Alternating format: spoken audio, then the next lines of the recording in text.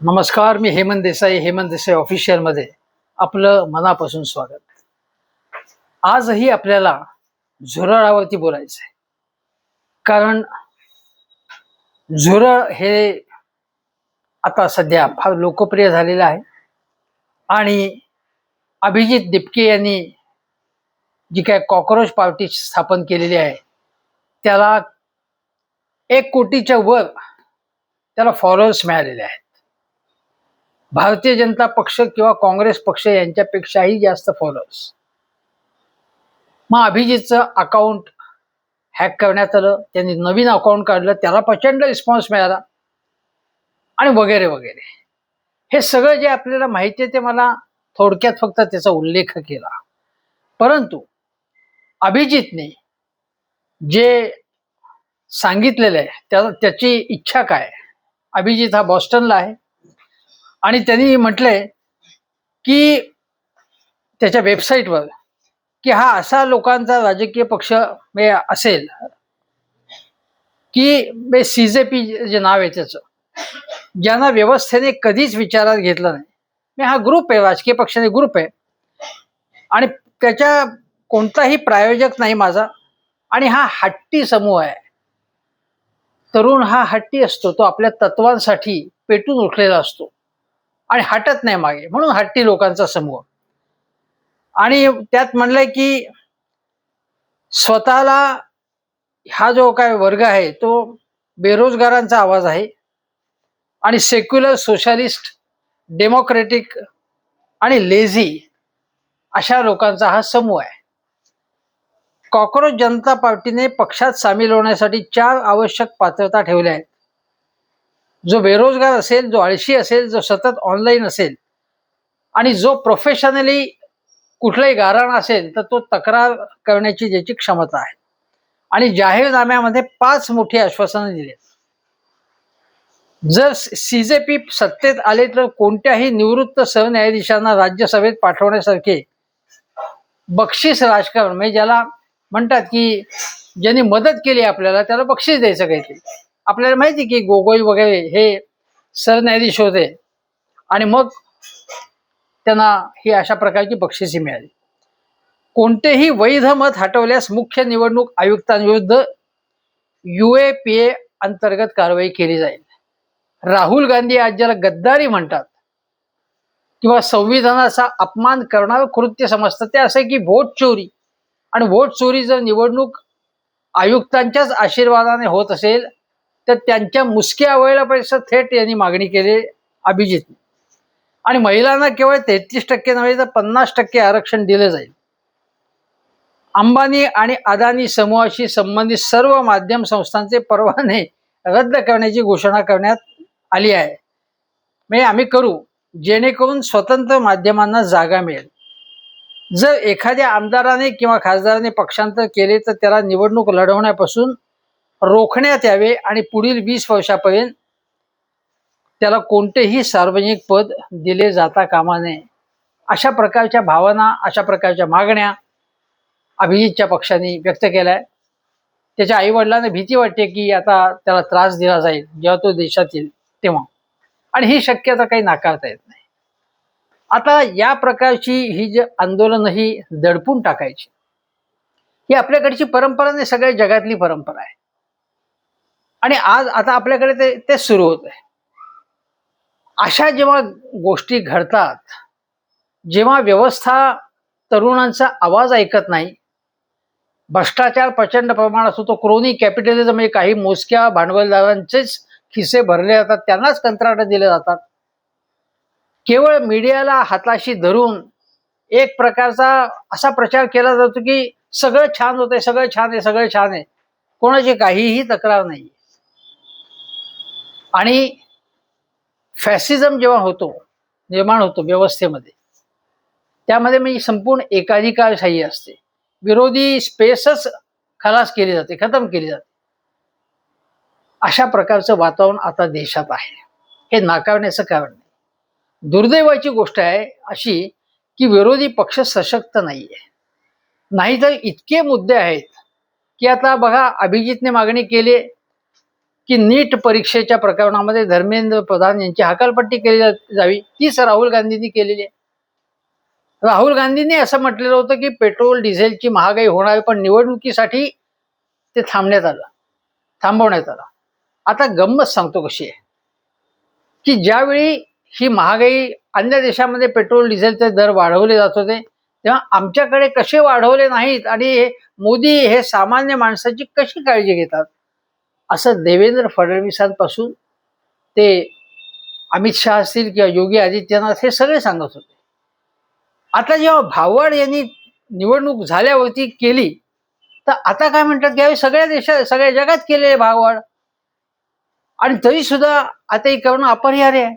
आणि मोदीजी तरी सुद्धा सामान्य माणसाची काळजी घेतात. मोदीजी करतात सगळं जे काही. बघा आता पेट्रोल डिझेलची टंचाई आहे, तर आता काय म्हणतात देवेंद्र फडणवीस की कृत्रिम टंचाई, काही जण साठेबाजी करत असल्याचा संशय आहे. गॅस सिलेंडरच्या वेळी सुद्धा साठेबाजीचा संशय त्यांनी व्यक्त केला होता, पण सिलेंडरची टंचाई होती. डिझेल आणि पेट्रोल हे दिलं जात नाहीये शेतकऱ्यांना, किंवा त्यांना ट्रॅक्टर आणायला सांगितलं होतोय. अनेक ठिकाणी पेट्रोल पंपावर नाहीये पेट्रोल म्हणून सांगितलं जातंय. हे कशाचं लक्षण आहे? तर हे सांगितलं जातं की अचानकपणे 20% मागणी वाढली आहे आणि हे साठेबाजीसाठी असावे असं सांगितलं जातं. पण ज्या मारामाऱ्या होत्या, डोकी फोडली जाते एकमेकांची या डिझेल आणि पेट्रोलसाठी, असं नाहीच असं आधी सांगत होते की असं नाहीये, काही काही ठिकाणी झालं असेल तर. हे सगळं म्हणजे संपूर्ण असं दाखवलं जातं की हे सगळं आबाद अतिशय चांगलं चाललेलं आहे देशात, काही प्रॉब्लेमच नाहीये. आणि हे सगळं मीडियाला हाताशी धरून केलं जात आहे. या विरुद्ध जे बोलतायत या सगळ्या गोष्टींबद्दल, बेरोजगारी असेल, महागाई असेल, तर काय सांगितलं जातं की काँग्रेसच्या काळात काय होतं. म्हणजे कुठलाही दोष दाखवला की काँग्रेसच्या काळात काय होतं, आता तुमची सत्ता आहे ना, तर तुम्ही उत्तर दिलं पाहिजे. पण तसं होत नाही. आणि सतत मोदीजींना सगळे चांगले गुण आहेत ते मोदीजींना चिकटवायचे. आता जो प्रॉब्लेम सध्याचा आहे, बघा तुम्हाला आठवत असेल तर कोरोनाच्या काळामध्ये आधी लसी मिळत नव्हत्या, औषधं मिळत नव्हती, रेमडेसिवीर वगैरे मिळत नव्हतं. त्यावेळी मोदीजी कुठे येऊन सांगत नव्हते की काही टंचाई असेल, चणचण असेल तर आम्ही पुरवू, काही म्हणत नव्हतं. ज्यावेळी लसी आल्या तेव्हा मग मी कशी लस दिली आहे, मी गेलो सगळीकडे, मी आणल्या लसी आणि मग तुम्हाला देते. जेव्हा संकट असतं, जेव्हा प्रॉब्लेम असतो, जेव्हा लोक तक्रारी करत असतात, तेव्हा मोदी समोर येत नाहीत. त्याच आता सुद्धा जेव्हा सगळ्यांना काटकसरीचं आवाहन करून मोदीजी गेले परदेशात, सांगण्यात काय आलं की ते सगळी व्यवस्था करण्यात तिकडे गेलेले, पेट्रोल गॅस नवीन करार करतायत आणि हे देशासाठी आवश्यक आहे. सगळीकडे रांगा लागल्या होत्या, तेव्हा मोदीजी काहीही पुढे येऊन बोलले नाहीत. परदेशात असेल ना, कसं आवाहन करता आलं असतं तुम्हाला की प्रॉब्लेम आहे पण आम्ही तो सॉल्व्ह करतोय, ते बोलले नाहीत. तेव्हा लोकांना फेस करायला भाजपचे बाकीचे नेते ते पुढे करत होते. आता ही समस्या जेव्हा कमी होऊन निवळेल तेव्हा मोदीजी उगवते, हे लक्षात ठेवा. मी तुम्हाला सांगतो की अशा जेव्हा असंतोष असतो लोकांचा, त्यासाठी विरोधी पक्षांनी रस्त्यावरती उतरण्याची आवश्यकता असते. कारण लोकांचे प्रॉब्लेम्स रस्त्यावरती येऊन मांडले पाहिजेत. आज शरद पवार यांच्या पक्षाने ठाण्यामध्ये आंदोलन केलं, चांगलं आंदोलन केलं. ते अन्य काही ठिकाणी सुद्धा आंदोलनं झाली. आणि त्याच वेळी भाजपने एका ठिकाणी काय आंदोलन केलं की झुरळ आहे ते ठेचून मारतायत, हिटने मारतायत, अशा प्रकारचं तथाकथित आंदोलन म्हणजे शूटिंग केलं ते आणि व्हायरल केलं. आमच्या पुढे झुरळ टिकू शकणार नाही, आम्ही हिटने मारू, आम्ही ठेचून मारू, आम्ही धरून फेकून देऊ ती, अशा प्रकारचा उन्मत्तपणा जो आहे तो सत्ताधीशांमध्ये आता आहे. आणि ह्या प्रकारचे व्हिडिओ व्हायरल करण्यात आले. पण दुर्दैवाची गोष्ट अशी की संपूर्ण भारतामध्ये हे सगळे प्रश्न मांडण्यासाठी शेतकऱ्यांचे असतील, डिझेलचे, भाववाढीचे, मध्यम वर्गाचे किंवा गरिबांचे प्रश्न मांडणं हे आणि यावरती पर्याय सुचवणं, आज साधी गोष्ट अशी आहे की डिझेल आणि पेट्रोलचा पुरवठा जो काय असेल तो असेल, पण सत्यस्थिती लोकांना कम्युनिकेट करून सांगणं पेट्रोलच्या साठ्याच्या संबंधी सगळीकडे सुरळीतपणे आणि समान पद्धतीने वाटप होतंय असं पाहणं हे महाराष्ट्रात घडत नाहीये. आणि हे विरोधी पक्ष सुद्धा स्पष्टपणे ठोसपणे तपशिलात सांगत नाहीये. अशा वेळी अभिजित सारख्या लोकांचा पर्याय लोकांच्या समोर येतो. हा पर्याय आहे की नाही मला माहित नाही, पण विरोधी पक्ष खचलेला आहे. तो संघटितपणे काहीच करत नाहीये. छोटे मोठी आंदोलनं करणं जे आहे ते, त्यामुळे कोणाजवळ बोलणार? लोकांच्या भावना कोण जाणून घेणार?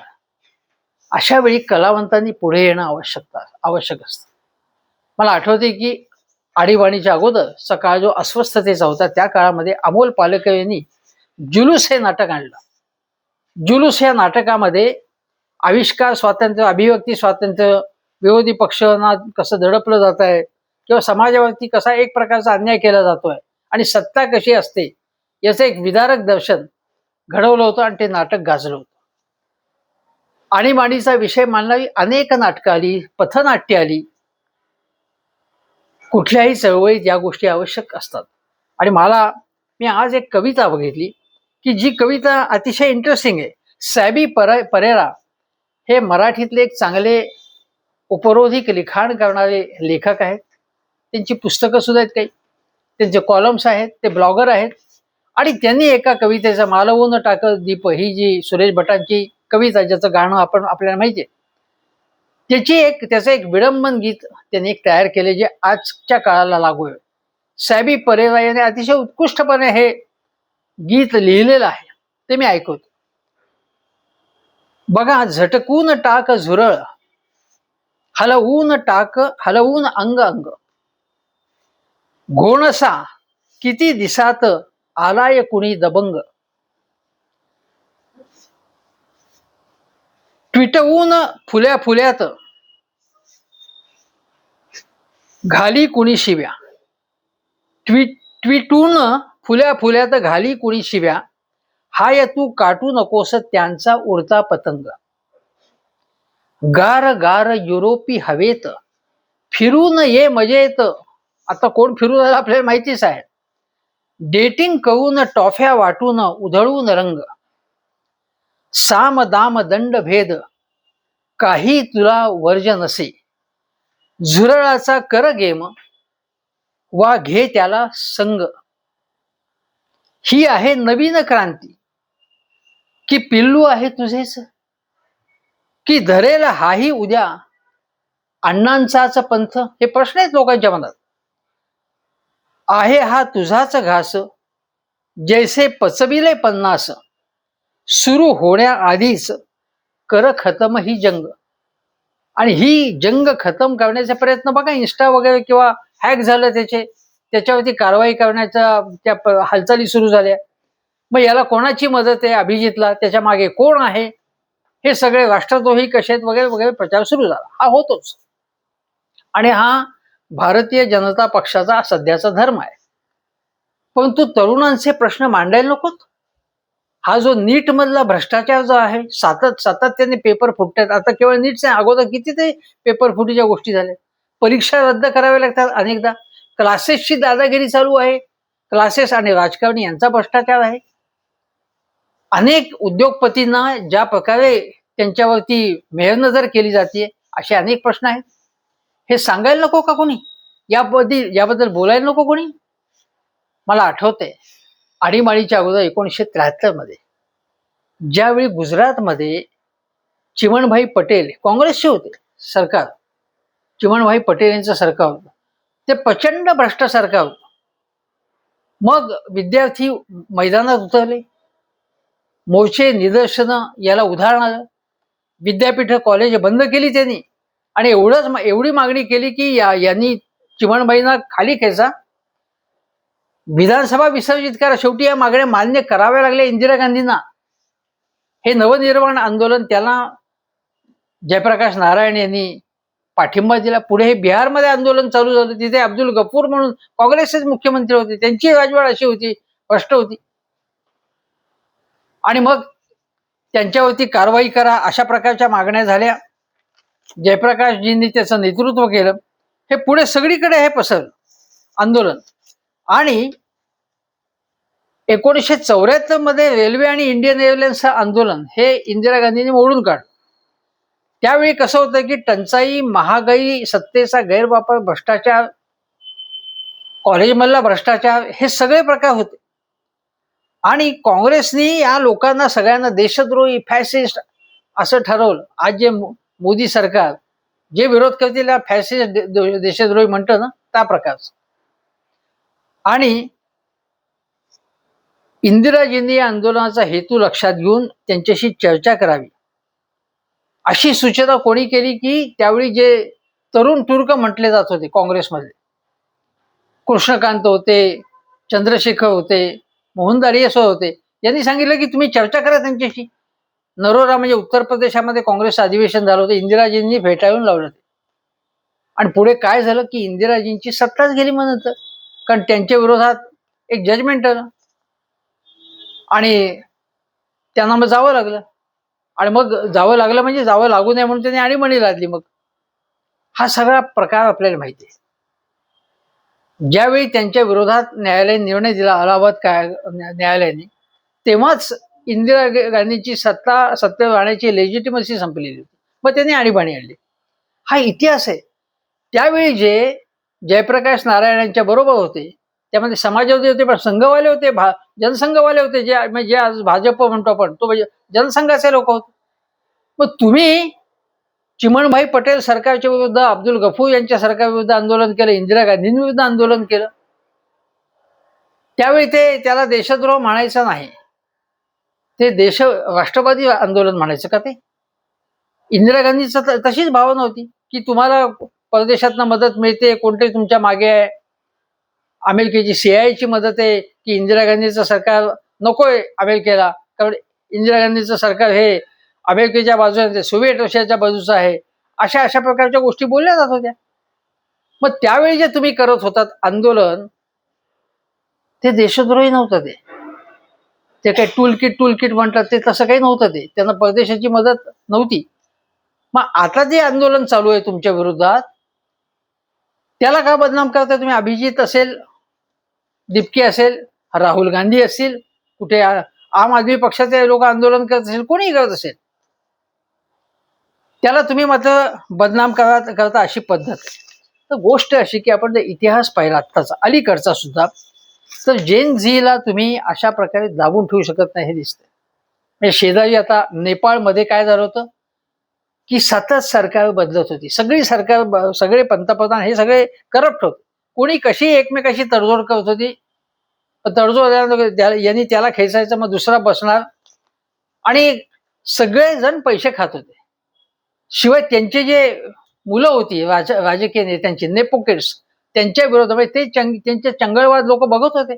5 स्टार हॉटेलमध्ये पार्ट्या, डान्स करतायत, पैसे खाऊन हे मजा मारतायत, आणि लोक गरीबीच आहेत. त्यामुळे तिथे आंदोलन जरा पकडून झोडून काढले एकेकाला. तसं होता कामा नये. मी त्याचं समर्थन करत नाही, पण जे झालं ते सांगतो. बांगलादेशमध्ये आपल्याला माहिती काय झालं.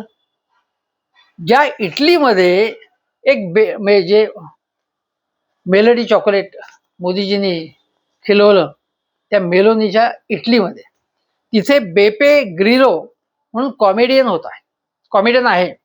त्यांनी मीटअप हे सोशल नेटवर्किंगचं व्यासपीठ वापरलं आणि भ्रष्टाचारांच्या विरुद्ध एक व्यंग आंदोलन, त्याचा उपरोध करणारं आंदोलन वी डे नावाचं सुरू केलं.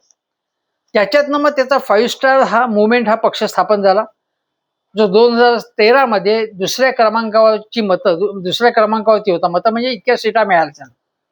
आणि त्यानंतर या पक्षाने 2 पंतप्रधान सुद्धा दिले. आज मेलोनीच्या विरोधात हाच पक्ष जो आहे तो आता विरोधात आहे. आता आधी सत्तेत होता तो पक्ष.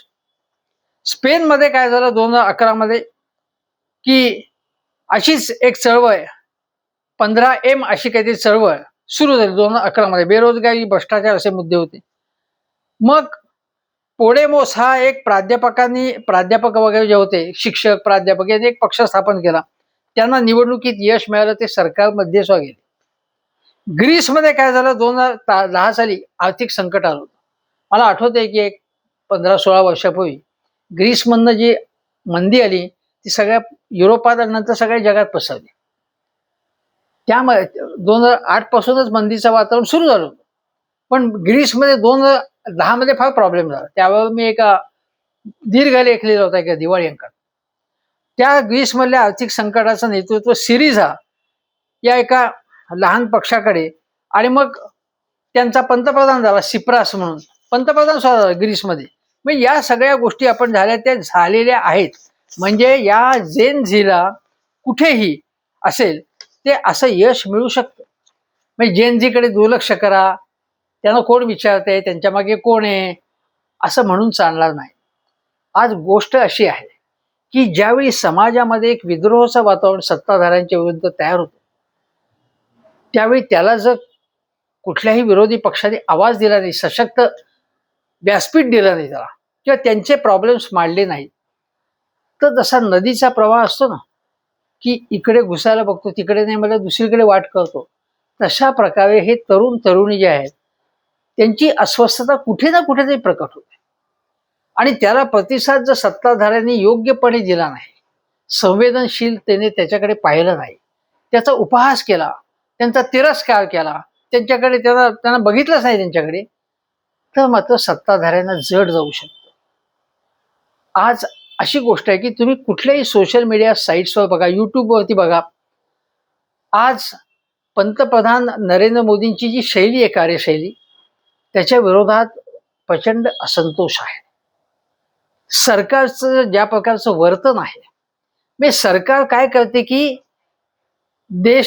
देशाचं आर्थिक वातावरण अतिशय चांगलं चाललेलं आहे, अर्थव्यवस्था सुरळीत आहे, कुठेही फारसं प्रॉब्लेम नाही, परदेशी गुंतवणूक कशी आपल्याकडे येते आहे, शेअर बाजार कसा मस्त चाललेला आहे, कमॉडिटी मार्केट कसे व्यवस्थित चाललेले आहेत, स्टार्टअप्स कसे उदयाला येत आहेत, याची सोयीस्कर आकडेवारी सांगतात.